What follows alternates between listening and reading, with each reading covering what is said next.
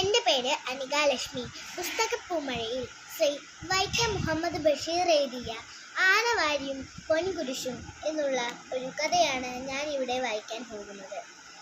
ശ്രീ വൈക്കം മുഹമ്മദ് ബഷീറിൻ്റെ തികച്ചും രസകരമായ ഒരു ലഘു നോവലാണ് ആനവാരിയും പൊൻകുരിശും.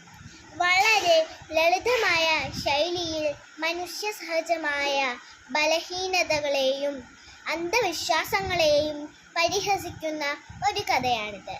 കഥ നടക്കുന്നത് ഒരു ചെറിയ ഗ്രാമത്തിലാണ്. അവിടുത്തെ രണ്ട് പ്രധാന കഥാപാത്രങ്ങളാണ് ആനവാരി രാമൻ നായരും പൊൻകുരിശു തോമയും.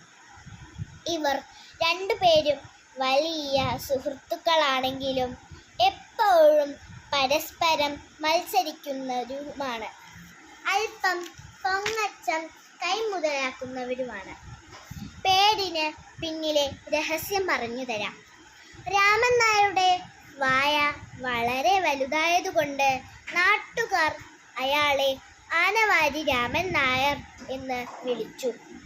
തോമച്ചനാകട്ടെ തൻ്റെ പണക്കൊഴുപ്പ് കാണിക്കാൻ വേണ്ടി കഴുത്തിലും എപ്പോഴും ഒരു വലിയ സ്വർണ്ണ കുരിശും പൊൻകുരിശ് ധരിക്കുമായിരുന്നു.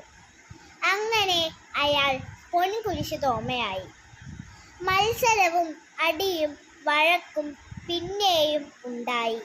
പല കാര്യങ്ങളിലും ഇടപെട്ട് അവർ നീങ്ങി എന്നു പറഞ്ഞുകൊണ്ട് ബഷീർ ദിനം ആശംസിച്ചുകൊണ്ട് ഞാൻ നിർത്തുന്നു. നന്ദി, നമസ്കാരം.